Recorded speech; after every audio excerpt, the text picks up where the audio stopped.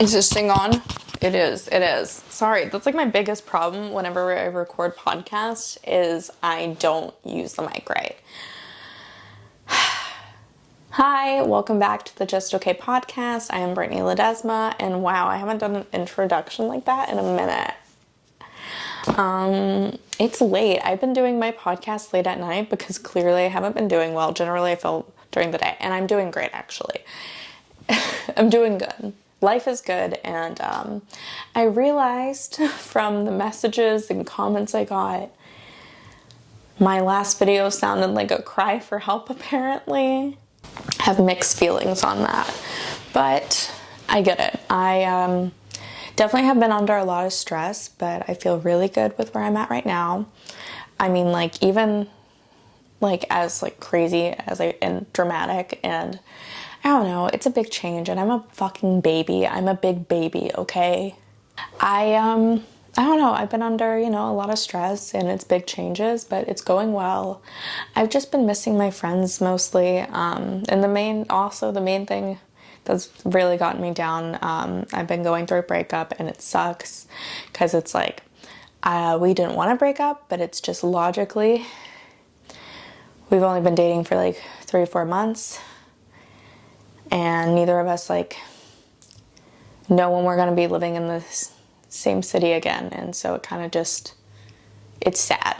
But I've been in New York, and honestly, since I've gotten my stuff here and everything, and like I feel so much more at peace. I mean, having like my apartment together, and like I've been getting in a routine and everything, and it's nice. I'm figuring it out a little bit. I realize I have to switch my sleeping a little bit, especially being in New York and like staying out real late for stand-up again, because it's such a grind. And I do like that though, because it feels more rewarding when like little work pays off. Like I got a Bark for a show, and I sold 28 tickets, which was cool. And then I got to do a spot. That was last Saturday, I think. Like, good things are happening. I've just been a little down. Depression, what you gonna do? I'm just trying to be more positive of a thinker. Been smoking a lot of weed. Today I ran a show with Trey Stewart at this place called Sunflower Arcade Lounge. I don't know, it's in Greenwich Village. It was so cool. We had a lot of good comics on it. It went great. I was so nervous about how it was gonna like turn out, just because like in Austin running shows, generally I'll have like at least 20 tickets sold before day of. We sold none of our tickets on Eventbrite. All of ours were at the door, and so I was just like stressed, and then it turned out fine. But that's really was like my big stress. And I've learned, don't care about anything, let it go. But it was great. It had a great turnout. I mean, I was like so like relieved when I saw people in there, because I don't know, I'm like so like uptight. I'm a really uptight person. I come off so suave and like chill and like a cool girl, but I actually care too much. Biggest flaw, I care too much. Yeah. So that was that. I got to Bark after the show a little bit. Didn't sell any tickets, but you know what? I've been getting real comfortable with barking, and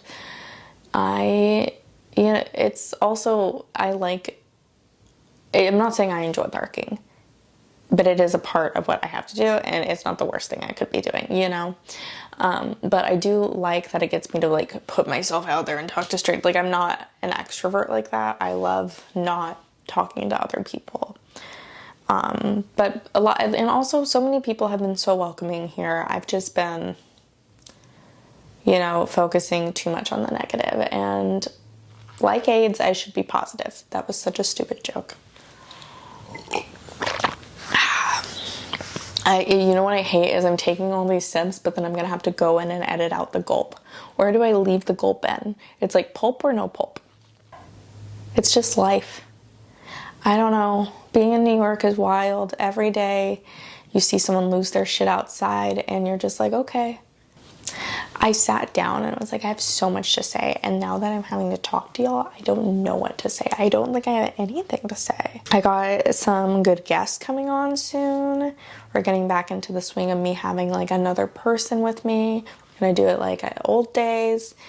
Not the couch, because I do like these mics better, but like downstairs at my old apartment style again, which I like the best. That was my favorite format. What did y'all like best? I really want to like get back into the swing of like having this weekly, making it good, having a like update, like has to go today type deal. I'm trying to like throw myself into any work that I can, because I think that's just what's best for me right now, especially because I am here and I'm just like in my mind, I'm like, this has to work out. There's no other fucking choice now, bitch. Ooh, okay. So now I am reading your suggestions of what I should talk about. Sorry, I'm like so impressed. I love my hair like this. I did like a little knotted bun in the back. I've been keeping it low. But yeah. Ooh, talk about artificial intelligence. ... Cause it's hype. He didn't add the winking face. It was a period, but I kind of like, I don't know, freestyled it. I had my own artistic choice there. I actually don't like that.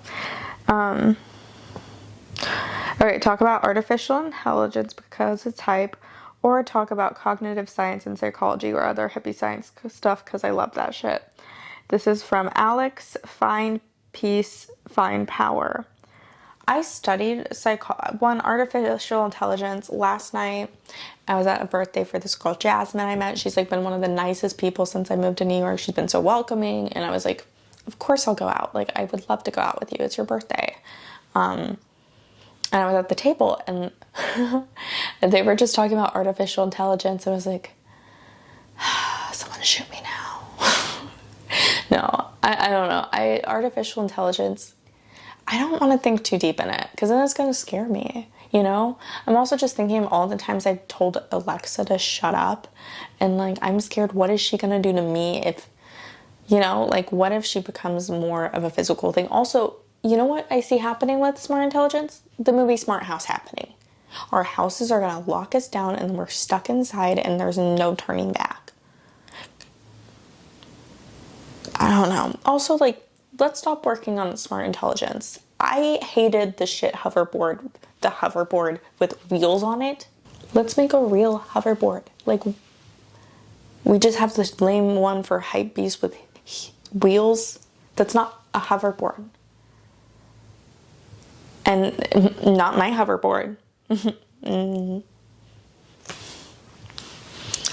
Not my president, not my hoverboard. Like, let's not focus on it. Like, it will be cool once we have like the Jetsons made and everything one day, but also like I've been reading a book about like compulsive consumption and how it's not good for us because we're getting too much dopamine, that it's like depleting like the more joyful things. So like we experience less reward if we get it all the time. I don't know, because I'm like addicted to my phone. I've been getting better about it, but then I try to distract myself from like my thoughts and then I'm just on my phone and like sometimes you have to sit with your thoughts. I hate it, but sometimes you have to sit with your thoughts. I can totally make a joke there about thoughts, but I just wanted you to know I showed self-control of the cheesy dad joke. I didn't do it. I didn't do the tacky, cheesy, punny joke. But yeah, like, I don't know. I think we're supposed to experience boredom. We're supposed to be experiencing these things, and we don't let ourselves because we're overstimulated now with everything. And I don't think that's like good for us. It like, we're like avoiding dealing with ourselves. Like, I really admire some of my friends from college. Jeremy Bonesteel, he took all my plants. He is plant daddy now, as I said in the past episode. He like runs all the, like he just ran the Austin Marathon, and I'm just like, to be alone with your thoughts for those however many hours it took you to run that. Good for you. I could, not for me.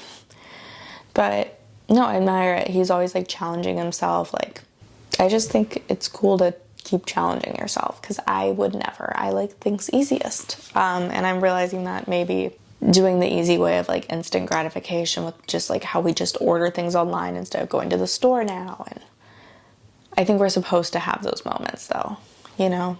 But also we're in a society where like, I don't know, I feel like for me, I say I'm a workaholic, but that could also not be true. But I think I work a lot. I'm very lazy and I sometimes do the bare minimum, but I never do less. And I do it majority of the time. I don't know where I was going with this. I'm so stoned. But yeah, I don't know. I think we're supposed to have to be able to sit in the awkwardness, and it's like healthy for us. Because it is. It literally is. But yeah. But the book I've been reading, it's so good. I'm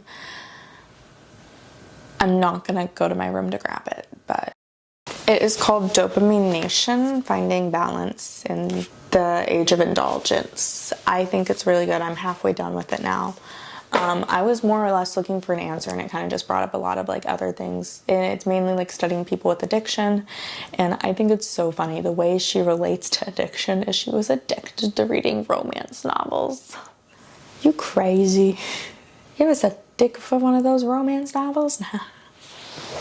But yeah, you know, I just think it's like so funny. Like that's the closest way she could like, I know she also said, she's like, I know it's not addiction, the same thing, but I'm just like, girl, that's embarrassing. You should have shame. No, I guess she read like Twilight 4 or 5 times. I get it though. I mean, I don't like get it with reading because that's for fucking losers. Just kidding, I love reading. It is so funny. I've changed so much from the time I was a kid, which everyone has, but I like faked reading. Like I was so bad at it. I'm dyslexic and I had to go to a dyslexic school in 6th grade for it. And I just like remember faking reading like all the way up until like I learned how to read in 6th grade. Like I just like, it was so hard for me. I just like couldn't do it. And so I just like didn't. Like I kind of could, but I kind of couldn't. I was so bad at it. And I'm just like, I would remember like just like BSing my way through like papers and stuff. I did that in high school too, because I never read a book in high school. Like I tried and then I just like couldn't, it didn't grasp me. I have bad ADD and ADHD. I also have dyslexia. And I was like, I'm not gonna read this. If it doesn't interest me, like I won't retain information. And so the cool thing about being an adult is I can read whatever I want. And I am so happy I've become the type of person to seek out that, because I've always have admired the people who read. And so I am faking it till I make it. I have imposter syndrome to reading, but I'm really happy I've been doing it more.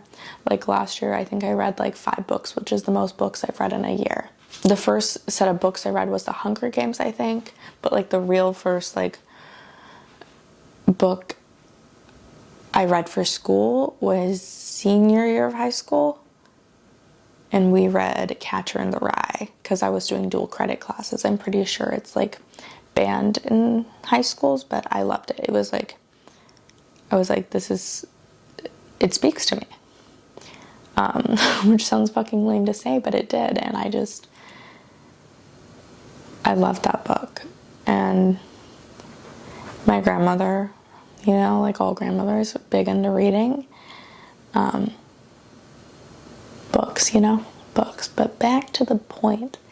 We get too much stimuli. We get too much dopamine. We're always overstimulated doing something to get the immediate satisfaction. And it's like wild. Like, I've been trying to force myself to meditate. I haven't done it in like a week. And I feel like I shouldn't say I've been trying. I used to try. I should start doing it again. I remember I got up to meditating 20 minutes at a time, but it's like literally the only time I'm like just with my thoughts. Because of this book though, I've like started walking without like headphones in or listening to music, just because like I want to be more in the moment, especially living in New York. Like the other day I walked outside and like I'd been so stressed from everything, but I was like, holy shit, this is like dope. It is dope. I live in a place that I've dreamed about living my entire life. And I'm here now. And that's awesome. That is a really cool feeling. And I feel bad because I feel like I I'm so lucky, and so many people have this dream and they don't get to live it out, and I just feel very fortunate. And I'm not trying to be like gross and be like so genuine on camera, but I am. I'm gonna stop it. It feels wrong. It feels gay. Sorry you had to see that, you guys. You know what? I am like, even like the quirky things about this, like, yeah, do I have to bring my stuff to a laundromat or to a wash and fold? And wash and folds are so expensive. Oh my God. I'm like walking to an extra cheap one in the morning because I'm like, I don't want to deal with, but also I'm worried though, if it's like super like if it is cheap, I'm just like, maybe I should just go back to the laundromat and do my stuff there. But yeah, I realized that no one dabs here. Like in Texas, I had been dabbing in Texas, like I took my first dab when I was like 18 at a house party. And I took the dab and then I just laid outside and looked at the pavement. And then someone was like, why are you laying face down on the concrete? And then I turned around and looked at the stars. And yeah, so, you know, I've been dabba doing for a while, but it is wild because that is like a straight up felony in Texas. It's weird. It's just a concentrated form of weed and it's like a felony. That's wild to me. I got dab here. And so I asked like the smoke shop employee. He was like, yo, you crazy. Like no one dabs here. And like, yo, everyone I've like talked to about it, I'm a fucking crackhead. I just smoked dab in Texas because my landlord, like, it's easier. It's an easier smell. Texas, it's still legal, you know? And like, yeah, my God. And only allegedly to all of this. This is all alleged. Yeah, but basically I felt like a crackhead. I also feel so stupid for leaving my bong in Texas, and my rig broke before I moved. So honestly, for the best. But no, like I am so bummed. I left my nice bong in Texas. I bought a bong here. It was so expensive. I got my giant bong in Texas, like $100. Paid like $100 for like a really small, like this big. I was like, I feel like I'm being scammed. But everything is more expensive here. I paid $6 for eggs, and I know like they're going up in price, but like God, I checked the price again because I splurged. I ordered Amazon Fresh because I was like, I don't want to have to carry the groceries up like five flights of stairs. So I was gonna order Amazon Fresh, but I don't think I'm gonna do it again because the last time I ordered it, they didn't carry it upstairs, and I was like, that's why I got it. You know, this is gonna be the most white woman thing I've ever said, the most like ignorant thing I've said, and the most privileged thing I've said. Like, I had to give up Botox for my apartment, so I get your struggle. Let's look at the other questions I got. There's hippie science stuff. Oh, ashwagandha.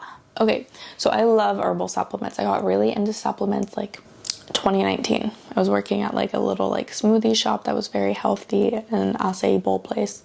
Learned all about these things, and I almost took this thing called ashwagandha. It's like super good for anxiety. A lot of people take it, but literally I had no idea until TikTok told me it. Like, if you're a woman and you're on birth control, don't take ashwagandha, you're gonna have a kid. Like, legitimately, multiple women have like posted TikToks of them, like, yeah, like it fucked, I had a kid. Yeah, it is weird what medicines interact with each other. Okay, sending a topic: consistency life, single men under 30, not in NYC. Are you trying to tell me you want to give me consistency in life because you're a single man under 30 and you don't live in NYC? I can't tell. Consistency in life. I'm very big on routines just because I know I'd like seem put together, but I have like been on SSRI since I was 12 because I'm very mature for my age. And no, because I have really bad depression and anxiety, and I had a really like, not fucked up, like had a pretty unstable home life. Like, it was stable in the sense we lived in the house. There was like a year where we didn't, but like then we were able to move back, and it was weird. But like, yeah, was just really like unstable and emotionally manipulative in some aspects. And it was just, if you know, you're a kid. So I had like some, like, it took me a long time to be mentally healthy, but I am so fortunate that my parents did bless me with like the resources of like taking me to like a therapist when I was younger. My dad's always been someone who's like, if you think you need help, I'm willing to like help you get help. And I will say the one thing that took a while was my eating disorder, because I did ask for help when I was younger, but like I asked to go to rehab and my parents were like, oh, our friend said they're going to rehab and she came back different. I was like, isn't that the whole point? But whatever. I do that as a bit sometimes and I can't figure out the ending. I have so many like alternative endings to it, but none of them work. We're gonna figure it out though. I had to create my own consistency in life because no one else, like, it takes work to give yourself consistency in life. I wake up every morning and like 4 to 5 days of the week I have to work out. Like, I have to. It's good for my mental health. I feel better physically and emotionally, and just like overall, like, I just feel good. And I don't know if I mean emotionally, but physically and mentally I feel good, especially after a nice workout. It's great. It clears your mind and everything. Yeah, consistency in life is great. I don't go out. A big thing that created consistency in my life was when I stopped drinking. I really focused on my health, and I really wanted to get better mentally and take care of myself and my body. And I like had started working on taking care of my eating disorder that year, and then I stopped drinking, and it was like those two things, taking care of problems that I had, like actually forcing myself to deal with it, is what created consistency in my life. Because then once I was able to start dealing with it, I was able to figure out what I needed and how to take care of myself and how my life needed to look. And like, it's just dealing with your dealing with what you are struggling with instead of like continually pushing it to the side helps with creating consistency, I think, and stability. What's the other thing he said? Single men under 30. Not an NYC? I'm so confused. I feel like you're telling me you're a single man under 30, not an NYC. Bitch, I'm in love with my ex-girlfriend. Yeah, but maybe you're just asking my thing, what do I think of single men under 30? Trash. No, I'm sure, no, there's good ones, I'm sure. I've never dated one of them, but I don't know, single men under 30. That's fine. Cool. I think taking this time to be single and work on yourself is important, but I also think you should put yourself out there. But like, work on yourself and be good before, you know? Don't drag someone else into your bullshit. That's such a big thing. Like, if you're not whole, you don't have to be whole, but you have to be like, know who you are and like be taking care of your shit. And same goes for women. I don't think it's like mutually exclusive. And then not in NYC.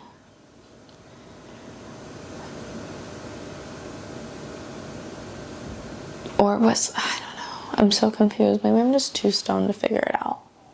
I honestly think I got too high, but this was me like keeping it up for this week of like posting again, and I like wanted to record something. I'm gonna get back on it. I'm getting back on it right now. You know, if you've been watching this channel, my podcast, or like my blogs, you know I post at least once a week generally, and I just moved across the country, and so I appreciate some grace with that and patience. I really am getting back into doing it. I'm trying to like speak affirmationally into this, so I keep doing it. Like, I don't want to, I am doing it, you know? And I also want to. Figuring it out. At the end of the day, I'm a 25-year-old person that's figuring it out. Oh, I did say girl, I'm a 25, or woman. Is it too? I always tell people like, oh, I'm just a little baby, but 25, I'm just like, shit, I'm old now. My prefrontal cortex isn't developing, like, it's done. I'm this way for like ever now. That's weird. I've been having like constant anxiety and like fear of like losing what I have, because I feel like I'm in such an uncertain place in my life. And I really just want to keep working hard and do well and stand up. And that's really the goal. I just want to be good at it. That's why I moved here, is I think I'll get best here at stand up. And I'm going to grow the most. And getting out of my comfort zone has been hard, but it's going to be really rewarding one day. Finger guns all the way. Well, I'm done being sentimental, and I'm going to write. Wash my face, then write, then go to bed. But thank you guys for watching. I hope y'all have a great week, great life, whatever. I'm really excited about this next episode I'm filming this week, and I'm excited for y'all to see it. Not this one. I mean, I guess I'm excited about this one, but you know, the next one after this one. Okay. I love you. I hope you guys are doing good. Check in on each other. I don't know. Check in on your loved ones. That's always like a good thing to do, you know? Say, hey, have any of y'all gotten fat yet? I love you. Bye.